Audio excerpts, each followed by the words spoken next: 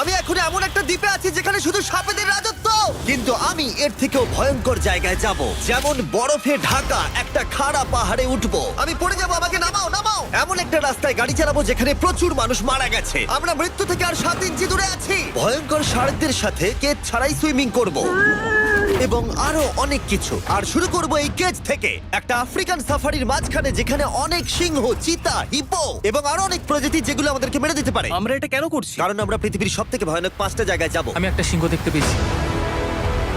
ও মাই god, এটা আমরা কেন করছি? আর যাতে সিংহরা আমাদের কাছাকাছি আসে তাই আমি অনেক মাংস এনেছি। এবং কেজের চারপাশেও ঝুলিয়ে দেব। ভাই আমরা বেঁচে ফিরবো তো? কিন্তু আসলে যে কারণে এই জায়গাটা বেশি ভয়ঙ্কর সেটা হলো সূর্য ডুবে যাবার পরে আমরা দেখতে পাই না, কিন্তু ওরা দেখতে পায়। জিমি, ওদিকে দুটো সিংহ রয়েছে।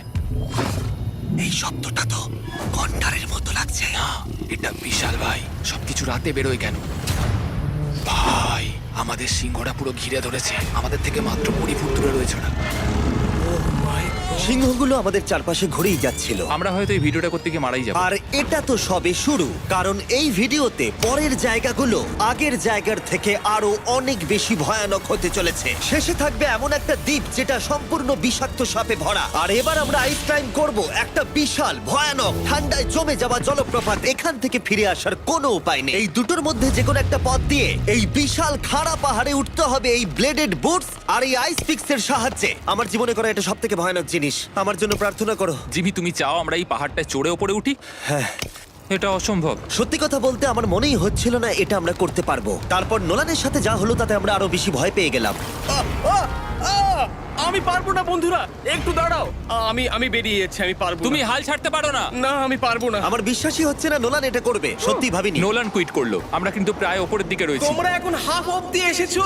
ও জিমি, নিচের দিকে দেখো না। ও মাই গড। যত উঠছি তত খাড়া হচ্ছে। আমার পা, আমি গ্রিপ পাচ্ছি না। ও ও ও ও। আরে তুমি পড়ে যাচ্ছিলে? ও মাই গড, আমি টপটা দেখতে পাচ্ছি জিমি। এটা আমার করা সবথেকে ভয়ানক জিনিস।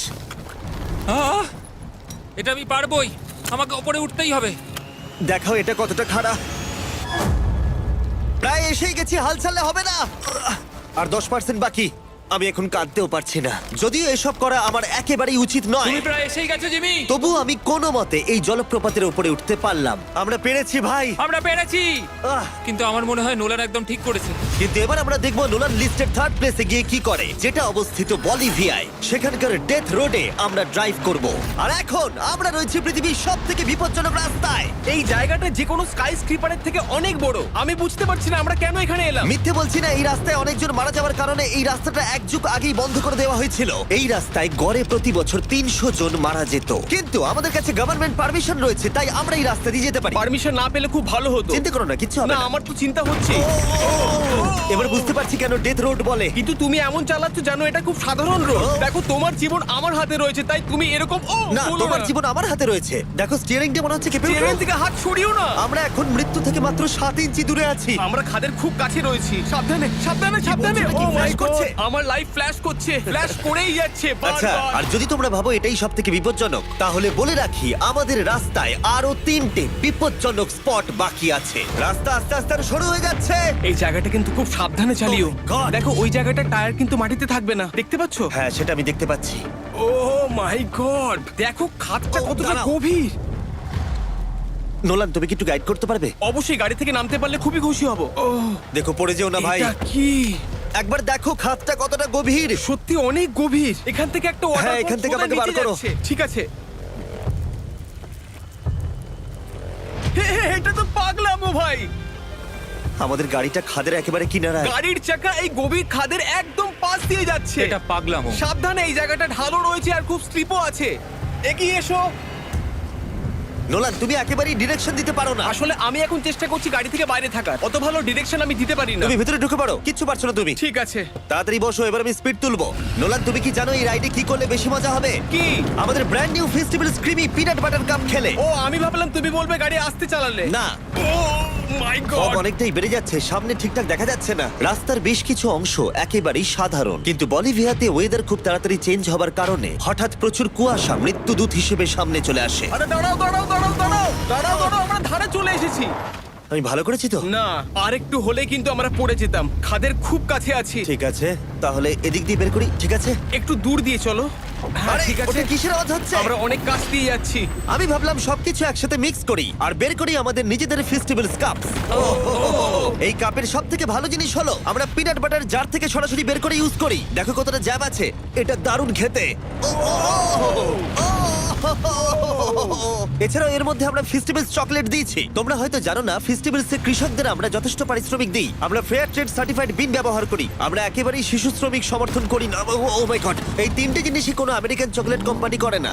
নোলান, হ্যাঁ, এক যুগ তো কেটে গেছে, দেখে নাও ব্রিজটা ঠিকঠাক আছে কিনা। ঠিক আছে। আমি শিওর হতে চাই যে এটা ভেঙে পড়বে কিনা, কারণ আমি মরতে চাই না। নোলান, ব্রিজটা পরীক্ষা করো, সব ঠিক আছে? হ্যাঁ, ঠিক আছে। বিগ চকলেট তাদের কৃষকদের মজুরি কম দেয় আর শিশুদের দিয়ে কাজ করায়। শুধুমাত্র পশ্চিম আফ্রিকাতেই লক্ষ লক্ষ শিশু শ্রমিক রয়েছে যারা কোকো ফার্মে কাজ করে। তাই তোমাদের এটা খাওয়া উচিত শুধুমাত্র স্বাদে দারুণ বলেই নয়, বরং চকলেট ইন্ডাস্ট্রিকে একটা বার্তা দেওয়ার জন্য। তোমাদের কৃষকদের যথেষ্ট পারিশ্রমিক দাও আর শিশু শ্রমিক প্রতিকার করো।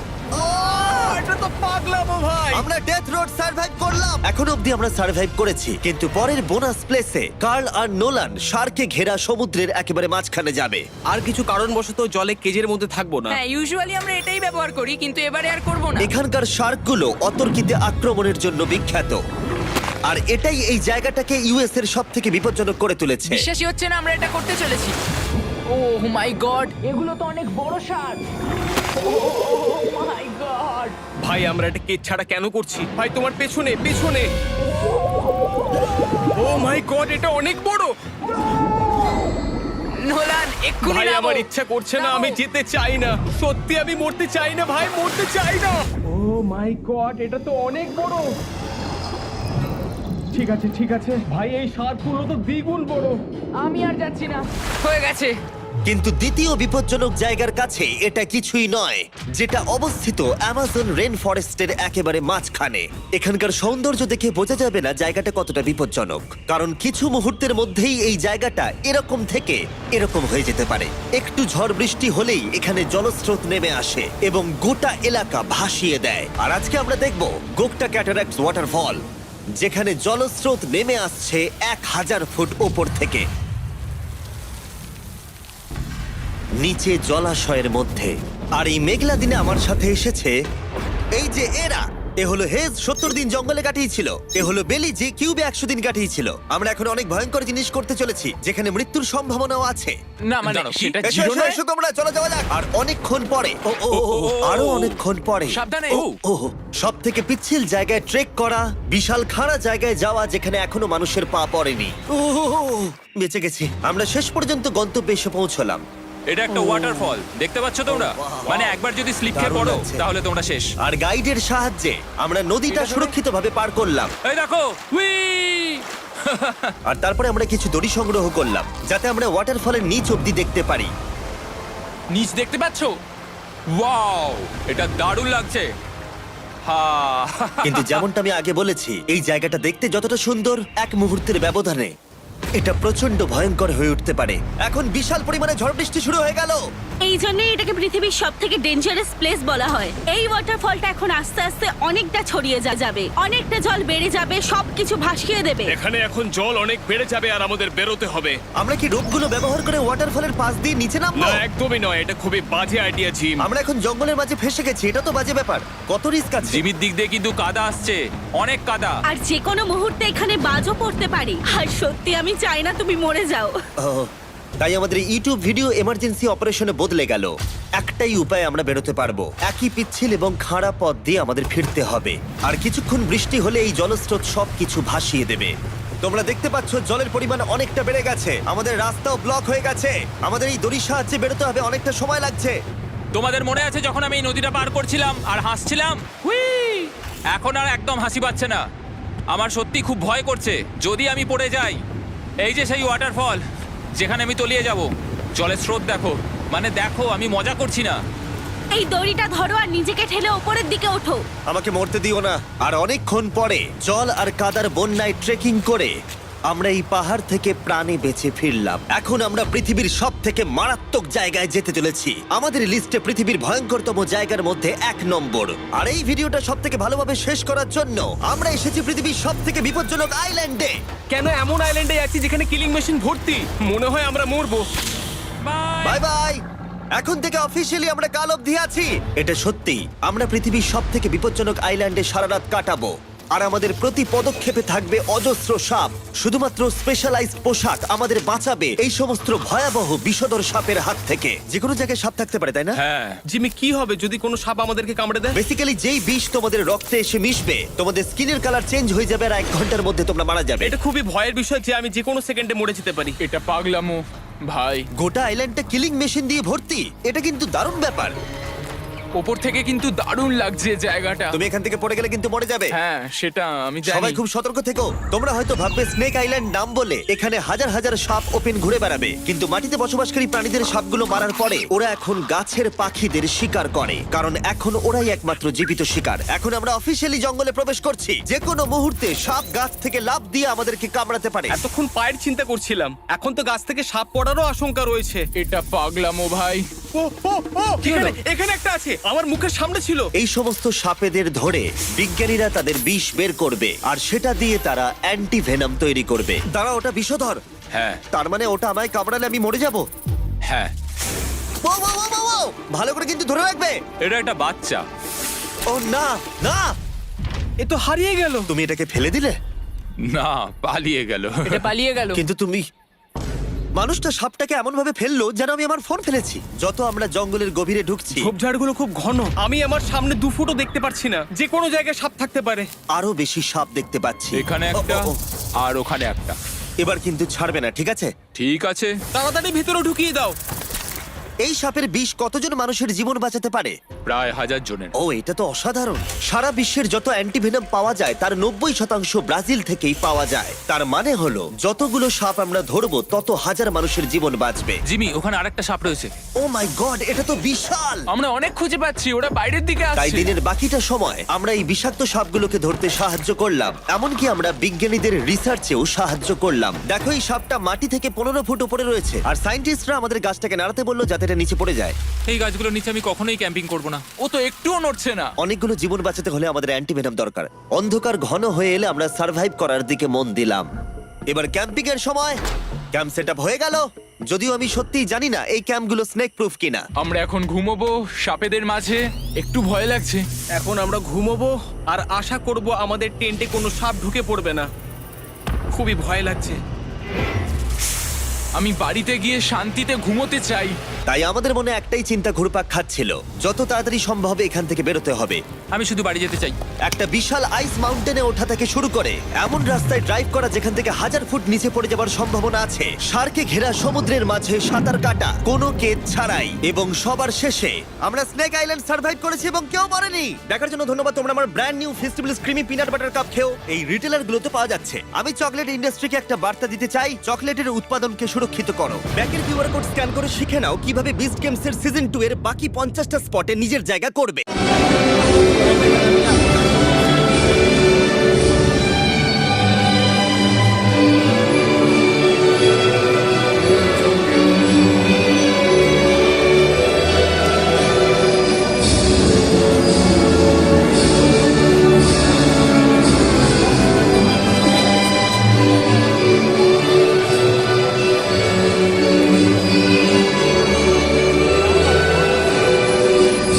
আনন্দ আসছে।